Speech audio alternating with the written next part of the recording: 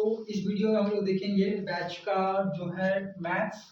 ठीक है, तो हर एक कॉम्पिटिशन एग्जाम में पूछता है, तो हम लोग देखते हैं जनरल कॉम्पिटिशन के लिए मैथ्स ये देखकर क्या कह रहा है। ठीक है, तो देखते हैं क्वेश्चन क्या कह रहा है। 7 घंटे में 0.896 सेंटीमीटर वर्षा दर्ज की जाती है।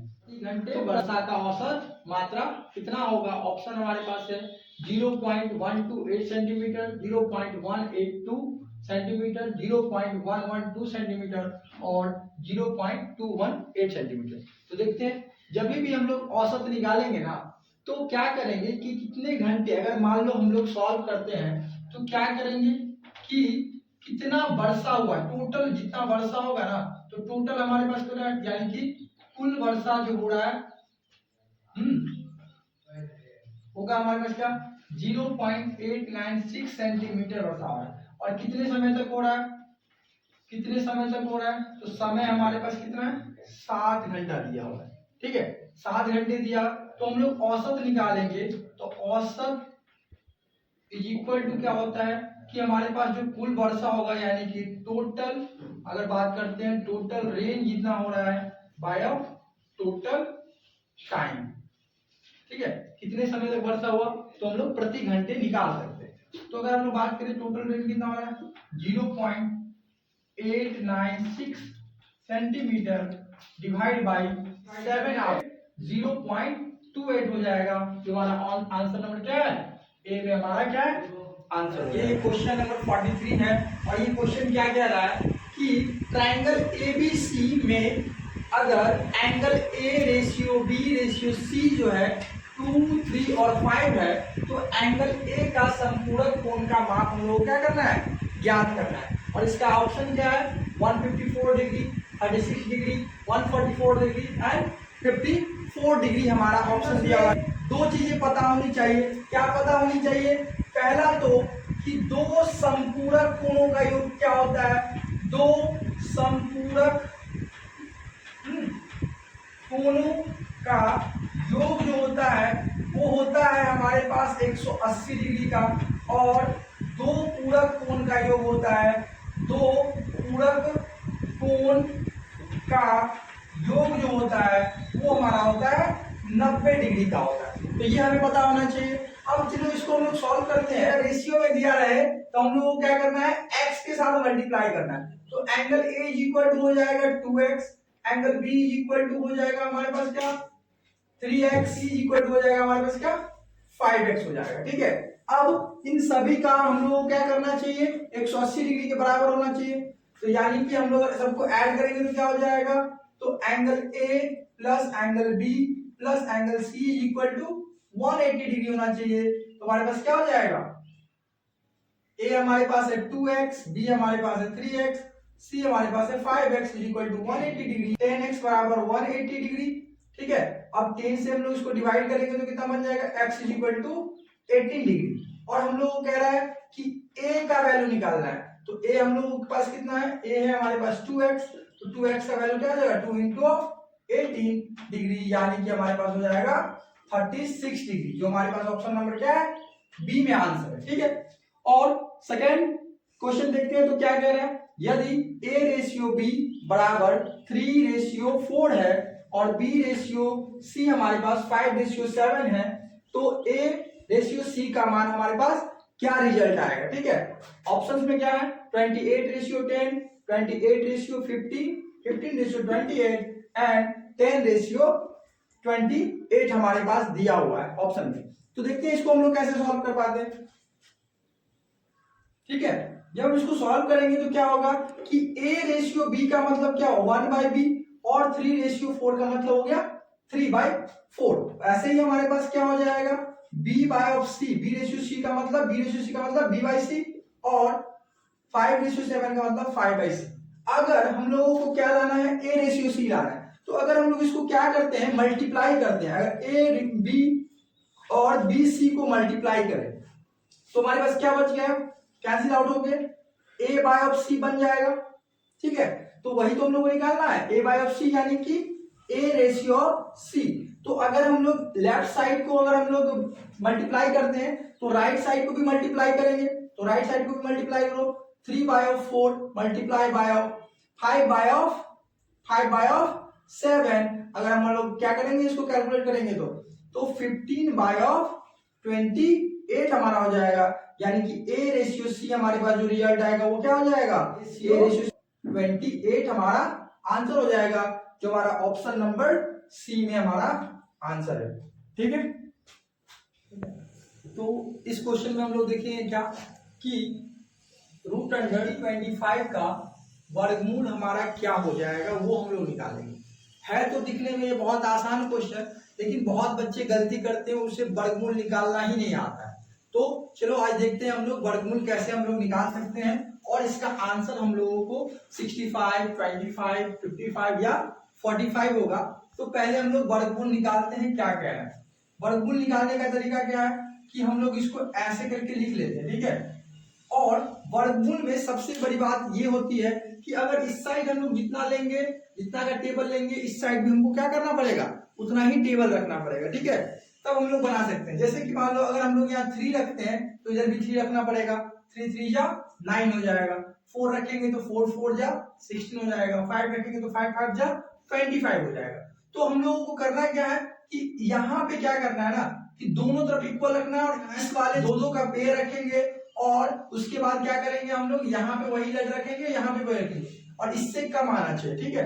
तो अगर हम लोग 4 से रखते हैं तो 4 4 जा क्या हो जाता है, 16 हो जाता है, 4 4 जा क्या होता है, 16 हो जाता है। और यहाँ पे हम लोग करेंगे तो यहाँ पे क्या हो जाएगा, 4 2 5 हो जाएगा, और ये 4 को यहाँ पे क्या करते हैं हम लोग, ऐड कर लेते हैं। क्या कर लेंगे, ये दोनों को यहाँ पे उतार देंगे तो 425 हो गया।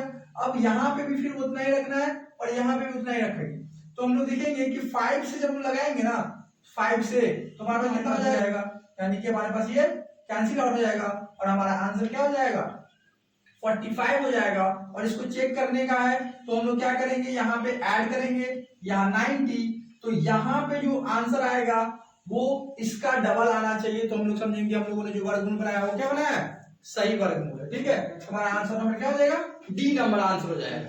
अब सेकंड क्वेश्चन में क्या कह रहा है, वह छोटी से छोटी संख्या संभावित संख्या ज्ञात करिए जिसका 16, 19 और 23 से घटाने पर प्राप्त संख्या वितत समानुपाती हो जाए। अब वितत समानुपाती क्या होता है ये हम लोगों को जानना है, ठीक है। तो यानी कह रहा है कि पहले तो इसमें से घटाना है, तो यानी कि 16 में से अगर मान लो कोई संख्या हम लोग घटा लेते हैं x, 19 में से कोई संख्या हम लोग घटा लेते हैं x, और 23 में से हम लोग घटा लेते हैं x, ये ऐसा हो जाएगा, ठीक है। जब घटाएंगे x घटा लेंगे तो वापस ये हो जाएगा। अब क्या रहा है, वितत समानुपाती होना चाहिए।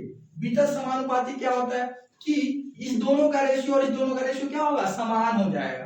तो 16 माइनस ऑफ x का रेशियो 19 माइनस ऑफ x हो जाएगा, और डबल रेशियो हमारे पास हो जाएगा 19 माइनस x और रेशियो 23 माइनस ऑफ x हो जाएगा, ठीक है।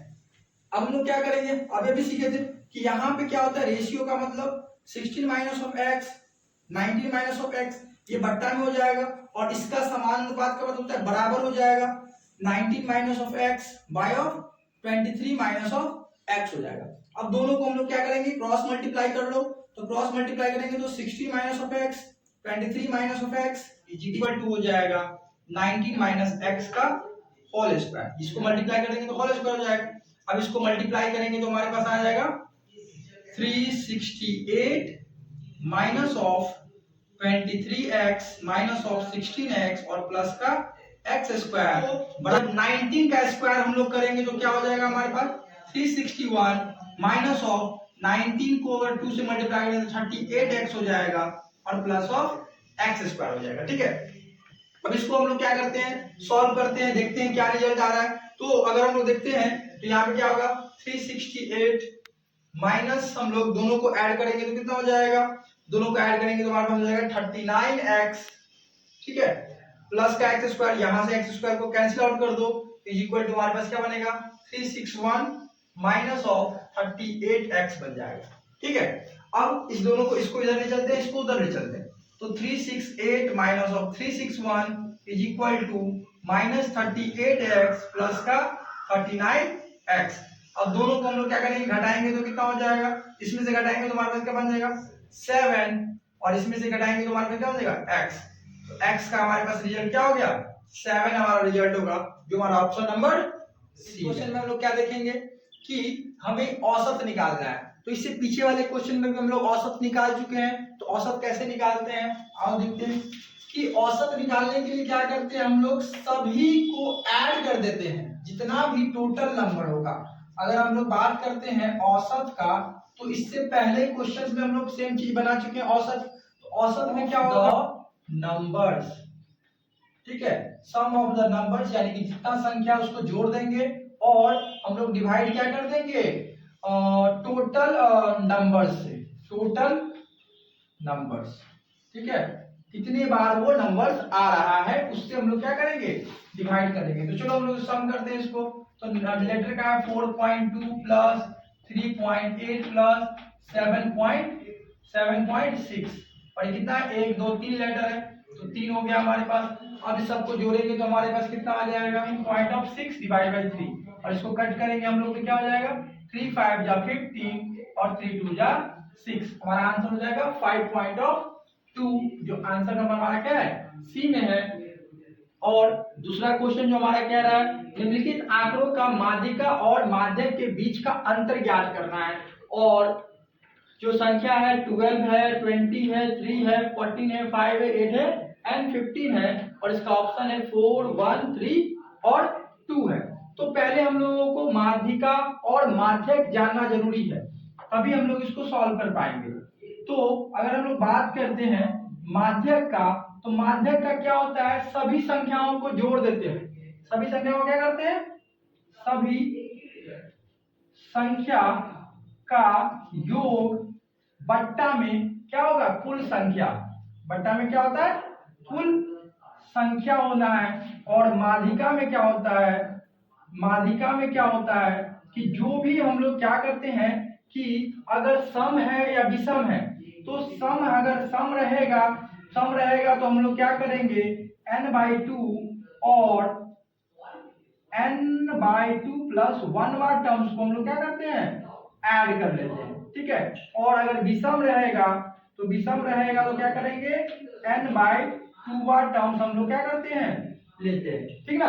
तो ये दोनों चीज हो गए। अब हम लोग क्या करते हैं निकालते हैं। तो पहले अगर हम लोग माध्यक निकाले हैं, माध्यक निकालोगे तो क्या हो जाएगा, माध्यक के लिए क्या करेंगे संख्या को पहले, सबसे पहले संख्या को माध्यक निकालने के लिए संख्या को हम लोग क्या करेंगे आरोही क्रम या अवरोही क्रम में सजा लेंगे, ठीक है। तो चलो इसको सजाते हैं। सबसे छोटा हमारे पास क्या है 3 है, उसके बाद हमारे पास 5 है, उसके बाद हमारे पास 8 है, उसके बाद हमारे पास 12 है, उसके बाद हमारे पास 14 है, उसके बाद हमारे पास 15 है और उसके बाद हमारे पास क्या है 20 है।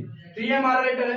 अब इस सबको क्या करते हैं ऐड करके डिवाइड कर देते हैं। तो हम लोग सबको ऐड करोगे तो 3 plus 5 plus 8 plus 12 plus of 14 plus of 15 plus of 20 divide by, सबको जब हम ऐड करेंगे तो हमारा रिजल्ट क्या आएगा, तो हम लोग क्या करेंगे ऐड करेंगे तो हमारे पास रिजल्ट कितना आएगा 7 बाय ऑफ 7, कट करेंगे तो हमारे पास रिजल्ट कितना हो जाएगा 11 हमारा रिजल्ट हो जाएगा इसका, ठीक है। अब हम लोग क्या करेंगे, हम लोग क्या निकालेंगे माध्यिका निकालेंगे। तो माध्यिका इज इक्वल टू क्या होता है, माध्यिका is equal to n plus 1 by of 2। तो हम लोग देखेंगे क्या कि अब यहाँ पे n प्लस 1 बाय 2 बात टर्म्स हो जाएगा, तो यहाँ पे क्या हो जाएगा हमारे पास 7 प्लस 1 बाय ऑफ 2 यानी कि 8 बाय ऑफ 2 हो जाएगा। रिजल्ट क्या हो जाएगा 4 हो जाएगा, यानी कि चौथा टर्म्स। तो चौथा टर्म्स हमारे पास कौन सा है, तो 1 2 3 4, ये हमारे पास क्या हो गया 4 नंबर्स में आ गया।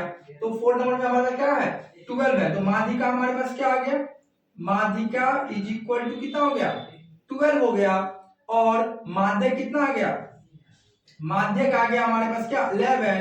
अब क्या कह रहा है क्वेश्चन में कि दोनों के बीच का अंतर क्या होना चाहिए, तो अंतर का मतलब क्या होता है कि घटाना है, तो अंतर में घटाएंगे तो क्या हो जाएगा माध्यिका माइनस माध्यक, ठीक है। तो रिजल्ट क्या आएगा 12 minus of 11 is equal to क्या हो जाएगा 1, हमारा आंसर हो जाएगा, जो हमारा आंसर नंबर क्या है बी आंसर, ठीक। तो इस क्वेश्चन में हम लोग देखेंगे ये क्वेश्चन क्या कह रहा है कि 5 अंकों की वह बड़ी से बड़ी संख्या ज्ञात करना है जो 6 8 12 15 और 20 से पूर्णतः विभाजित हो जाएगा।